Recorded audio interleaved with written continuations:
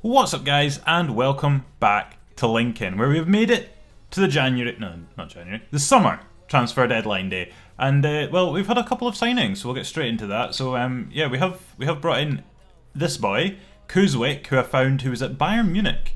So we actually managed to get him. Actually, I can't remember how much he cost us. I don't think it was ridiculous. I think it was like maybe like 15, 20 million, something like that. But he's got really good potential. He's got potential to be special, so really, really good potential there. He's only, how old is he? 20, and he's already 76 rated. And look at the 99 agility, 99 sprint speed. Like he's just an absolute boss. Like, I mean, just look at the graph at the top. Just dribbling and pace are almost off the charts. He could really do with getting his striking up a little bit, given that he is a striker and his finishing is only 62. So there is work to be done. But he's already banged in a couple for us. He could have almost had a hat trick in one game, which yeah, he's looking like he could be something very good. Well, he's got potential to be special, so he should be something very good. But he definitely looks like he's going that direction. So yeah, very, very happy with him. Yeah, can't really complain. Who else have we brought in, if anybody? Can't remember. We have had a couple of outgoings. We have sold a couple of players. We've sold Herbert Bauer, who was our midfielder, who, to be honest, he's a left mid. I was playing him as more of a midfielder because, well, our formation didn't really suit him. But he was never really anything amazing. Like he had good potential supposedly, but he just never really was anything great in games. So maybe he'll become something in the future. But we did sell him. We got a decent amount of money for him, and I think I might have even got a sell-on clause on him, like 5 or 6%, something like that. So if he does get moved on in the future, then we should hopefully see a bit of money from that. We've got a couple of red cards here, which is from yellow cards, which I think are because FIFA, for some reason, I'm not sure if this is actually a thing in reality. I don't think it is, because I think they always get reset. But I think, yeah, they do always get reset. Yeah, I think these red cards have actually come about because these players had already been previously booked in last season, and it hasn't been reset. So this is actually a thing I've noticed over a series of FIFAs, not just this one, that when you're playing career mode, your yellow card count doesn't get reset. So you start the season, and you've got players who one yellow card away from getting suspended, which is an absolute joke. But unfortunately, we've lost a couple of players for the next game. Buniel, who we actually lost to a training ground injury, broke a rib and was out for 6 weeks. He has just finally returned to us, so it'll be good to have him back in the squad because we're a bit light on fullbacks. We also actually sold our second choice goalkeeper, who was he was 80 rated, and he could have I think he could have got really, really good, but we already have Igor Castro, who is 85 rated and is also going to get really, really good. So we've got two goalkeepers that were both really highly rated potential-wise, and we were only using one, so I decided to get rid of the other one. I am in the process of trying to find another backup goalkeeper because we don't actually have one at the moment. So we're going to need to find somebody, but there's not that much on the market, to be honest. So we'll see what's going on. But we actually got a lot. I think we got about 30 million from him from Juve, which was really good, given that we were getting offers for this boy as well, and he was only getting like about 20 million. Because I think our backup goalkeeper actually had longer on his contract, so he was actually valued higher. So yeah, it was actually, I think, quite a good deal. So we'll use the money that we've got to try and bring in some other players over the last few hours of transfer deadline day and see if we can get some of these players I'm hoping to try and sign across the line.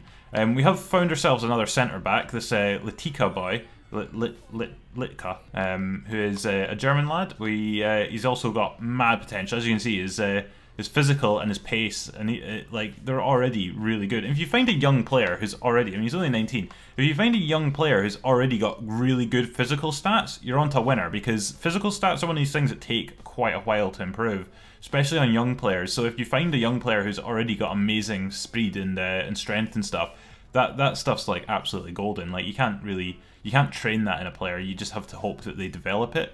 And when you find somebody who's already got that level of physical stats, then you're already off to a winner. So yeah, very, very impressed. As you can see, he's still a bit raw in his technical abilities. We can definitely do something about that. We can get him trained up and improve his tackling ability and stuff like that. For a centre back, it's a bit poor, but yeah, I think in a year or two he could be absolutely amazing.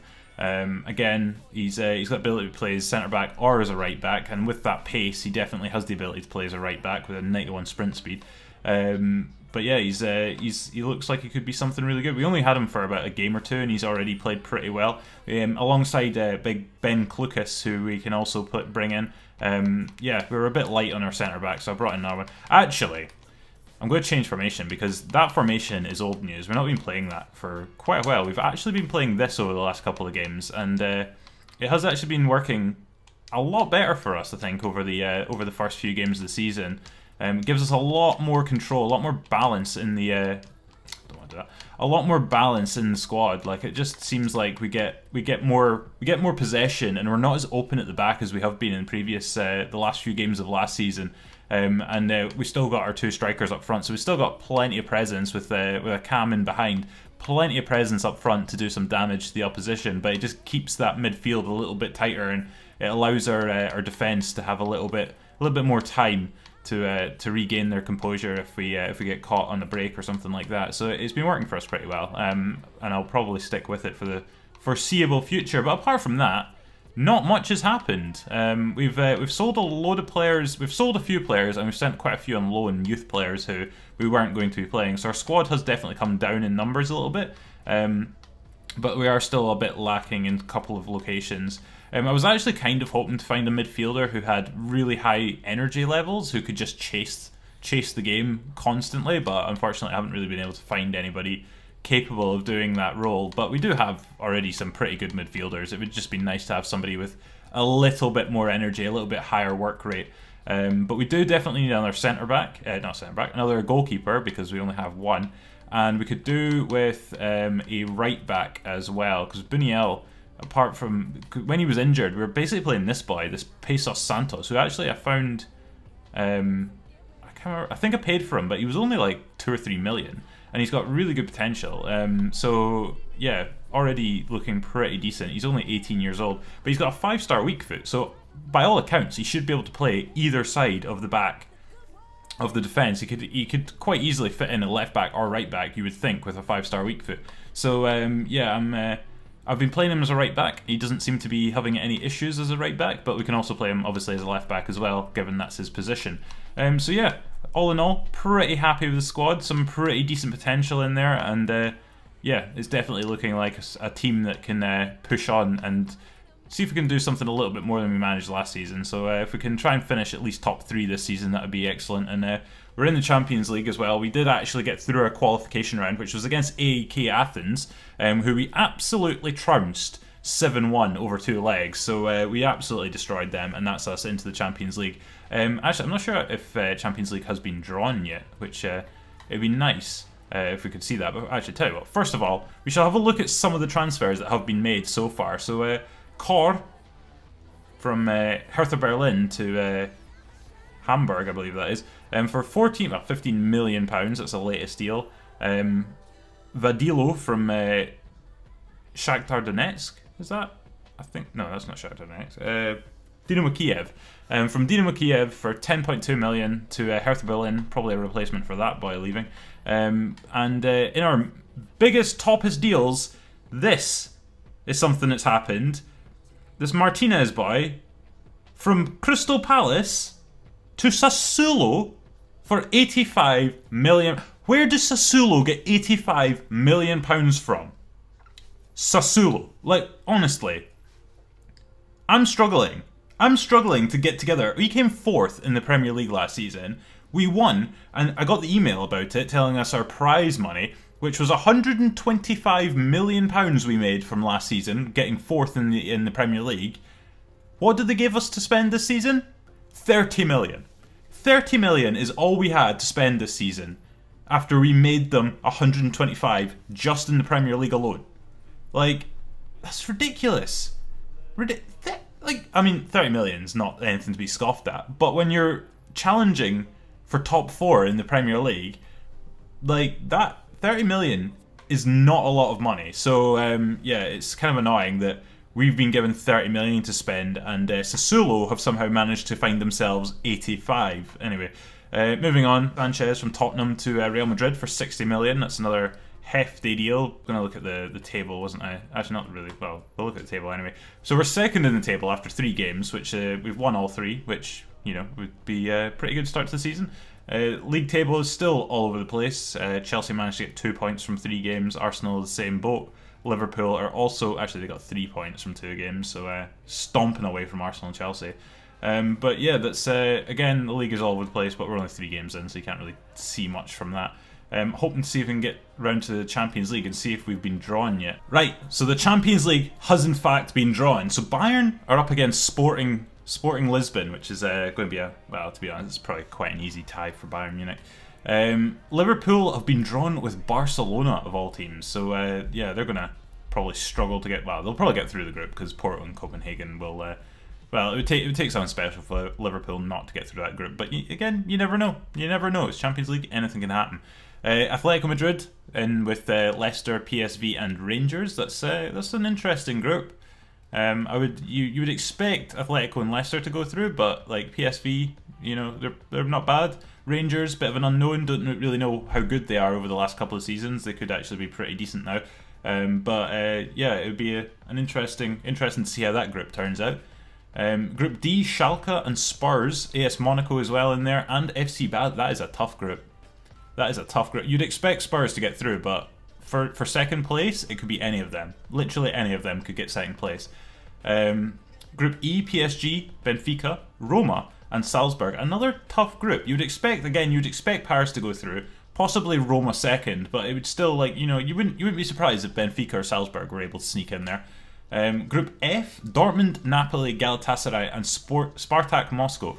Again, it's another tough group. I think it would probably finish the way it's sitting at the moment, but you never know. Galatasaray, another team that can turn up. Actually, I have discovered that because they've not got a Turkish league in this game, like teams who are from the Turkish league or like somewhere else that like are technically rest of the world teams, if you were to go and play a play now match or whatever, they actually do tend to play really well. So I don't know if they're just always in form or something, but they are actually like really quite tough teams to come up against. So Galatasaray, don't write them off quite yet. Group G, got Real Madrid, Juventus, Anderlecht, and Olympique Lyonnais. So that is going to be, you would expect Real Madrid and Juventus to get through that. But again, it's another.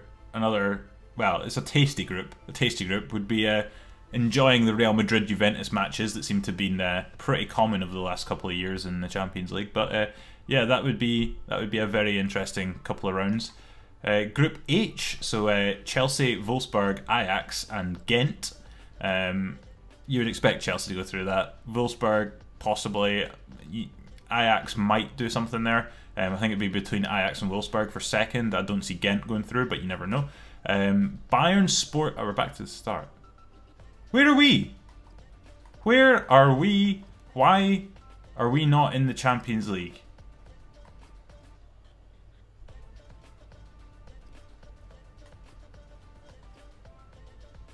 We're in the Europa League. How are we in the Euro? We finished 4th. Hang on.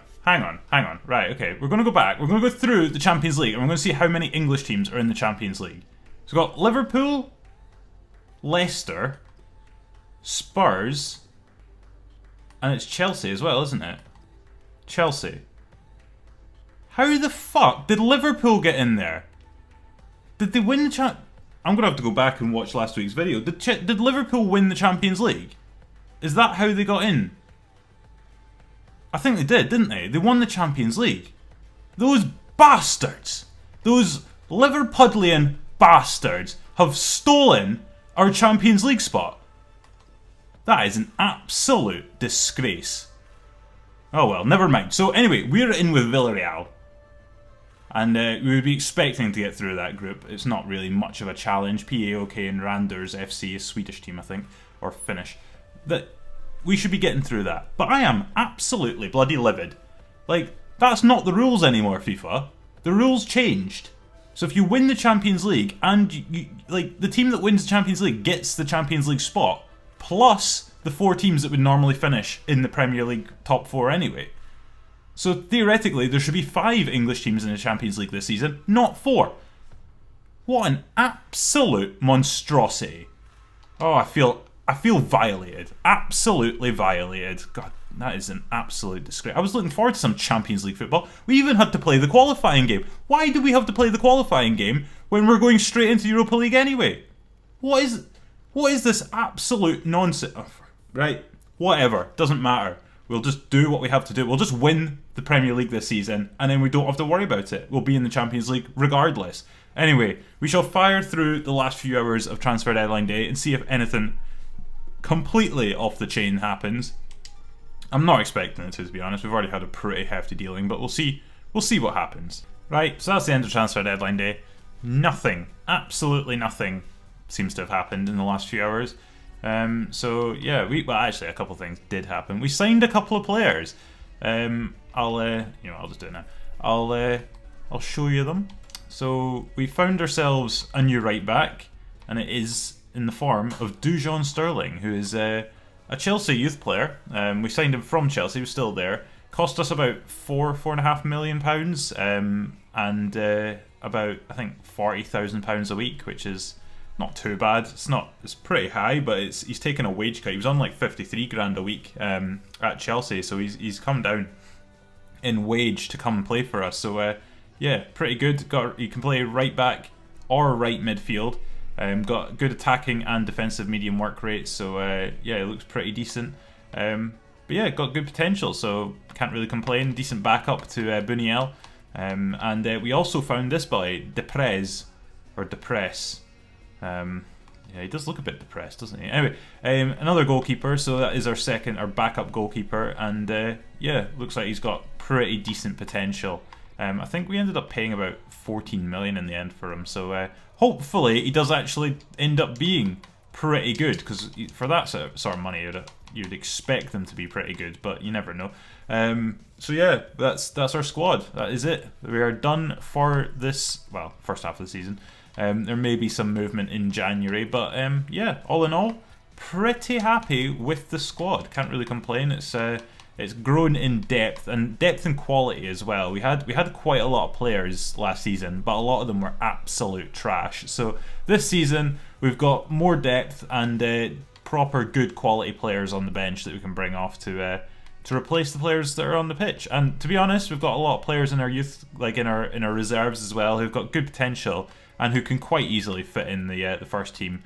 They've outdone themselves, some of them. This lad, like, 65 rated. He was you wouldn't know it looking at the way he was playing in the first few games of the season. So all in all, pretty happy with the squad. So yeah, that's probably going to wrap it up for this week. So if you've enjoyed this transfer deadline day and this episode of well, career mode, I don't really know what to call it. Career mode. This is an absolute atrocious outro. Anyway, if you've enjoyed this video, then give it a thumbs up and subscribe as well if you're new around here. That'd be absolutely amazing. And I'll catch you guys next week. Hopefully we'll be in January. We'll see how far we get, but hopefully it'll be January transfer window then as well. And yeah, until then, cheerio.